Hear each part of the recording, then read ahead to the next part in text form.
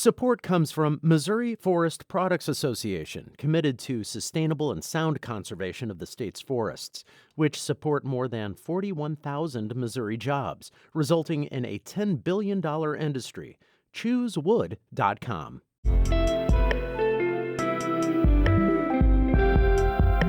From the St. Louis Public Radio newsroom, this is The Gateway. It's Tuesday, May 7th. I'm Abby Larico.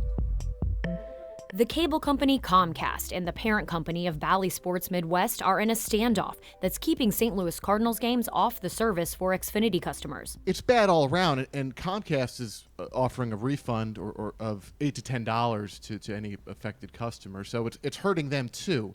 St. Louis Public Radio's Brian Moline talks with Evan Drellich of The Athletic about the ongoing dispute and its wider implications. That's coming up on The Gateway. Missouri's auditor says he has not been able to find former Circuit Attorney Kim Gardner to complete a review of her office. As St. Louis Public Radio's Rachel Littman reports, Republican Scott Fitzpatrick issued a second subpoena to Gardner Monday. Fitzpatrick says Gardner ignored another subpoena issued to her in her role as circuit attorney. She resigned last year, the same day his office went to court to get that subpoena enforced. Fitzpatrick says Gardner's successor, Gabe Gore, has been much more forthcoming. He says the review has turned up possible mismanagement and questionable expenditures, and he wants to give Gardner a chance to explain. But Fitzpatrick has tried contacting her for months, and her whereabouts are unknown. What we have learned throughout the audit itself is that during her administration, Kim Gardner herself was very involved in making nearly every decision for the office. Fitzpatrick says the audit report will be released by the end of this year with or without Gardner's participation. I'm Rachel Littman, St. Louis Public Radio. How the city will spend the Rams settlement money is the main topic for a St. Louis Board of Aldermen meeting today. The Committee of the Whole is set to discuss and take public comments on the use of the $280 million that came with the settlement with the football team and the NFL over the team's departure for Los Angeles. Today's meeting will focus on infrastructure and replacing aging water mains. Results of a citywide survey earlier this year indicate that's a top priority for St. Louis residents and business owners. Last week, St. Louis County authorized the first of its settlement money-funded projects, $40 million to work on road repairs in some unincorporated neighborhoods in the county. It has boating, swimming, dining, shopping. Now, should the Lake of the Ozarks also have a casino? Missourians could be voting later this year on whether to allow it. St. Louis Public Radio's Jason Rosenbaum reports on what could be at stake in November. A group pushing for a casino in the popular tourist destination turned in about 320,000 signatures, more than the roughly 171,000 needed. If passed, it would amend the state constitution to allow for the gaming complex, which also would include a hotel and convention center. Proponents need to amend Missouri's constitution since casinos are only allowed right now if they're on the Mississippi or Missouri rivers. If the proposal gets enough signatures and Missourians approve the measure, money from the Lake of the Ozarks casino will go to, among other things, literacy programs at Missouri schools. I'm Jason Rosenbaum, St. Louis Public Radio. Over the next 6 months, Beyond Housing will focus on curbing illegal dumping and replanting trees in parts of North St. Louis County. The American Water Charitable Foundation granted the community organization $20,000 to complete this project.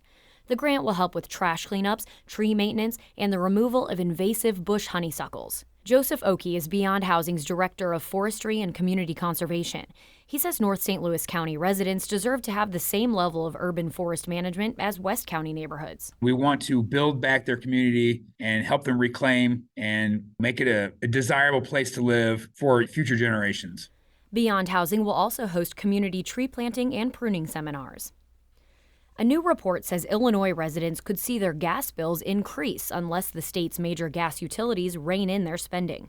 Dory Seavey is the author of a new report from the Building Decarbonization Coalition and Groundwork Data. It says that gas utilities are spending too much. Under the business as usual framework, customer rates in Illinois are on a trajectory to increase a good 50% by 2030, for most companies likely to double by 2035. Unless state officials step in, that means the average residential bill could eventually climb to approximately $650 a month during the coldest months.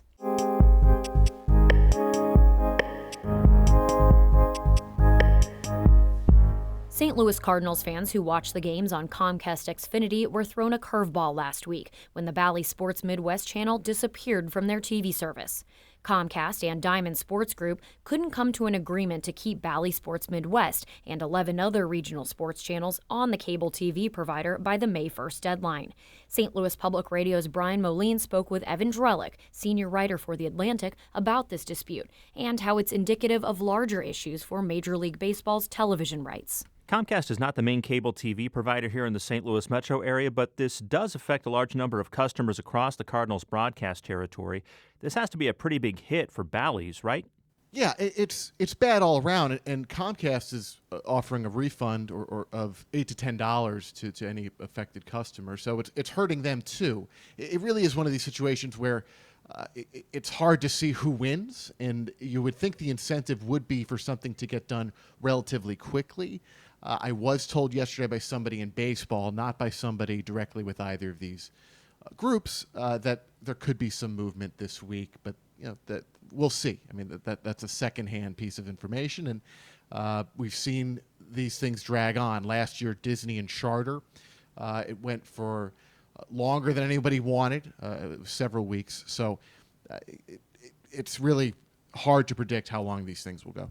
Let's talk a little bit more about what Diamond and Comcast are fighting about here. Are we talking about total dollars, or is there something else involved?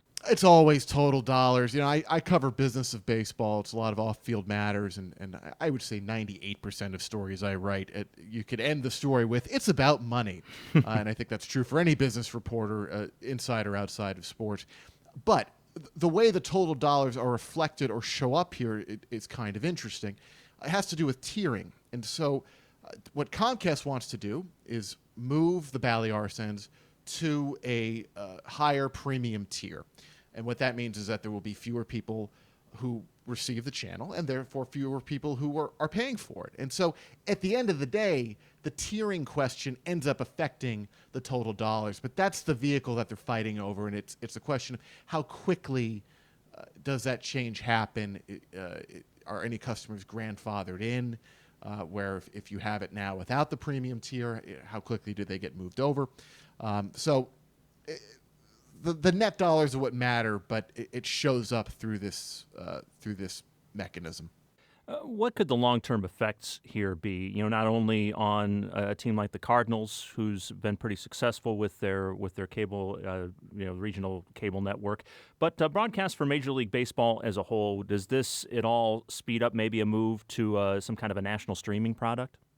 I think this is part of a much larger issue overall in sports and in media generally. This is part of cord cutting. It's this evolving television landscape that really is going to drive everything in sports in coming years. You're going to see a lockout in baseball in a couple years, and one of the central issues will be how much money can teams still squeeze out of television deals? What does the television landscape look like? And so, oddly enough, this dispute between a television channel and a distributor is really just kind of the head of the snake here. And it's something that if you're a sports fan, the value of these TV rights and what these teams do with these TV rights is really going to underlie everything in the sports landscape for a number of years to come.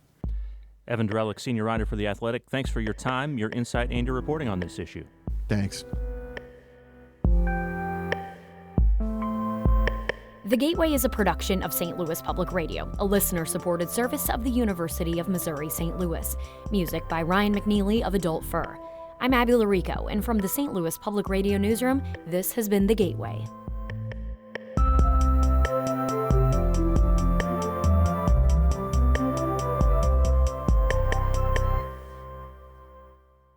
Support comes from Missouri Forest Products Association, committed to sustainable and sound conservation of the state's forests, which support more than 41,000 Missouri jobs, resulting in a $10 billion industry. ChooseWood.com.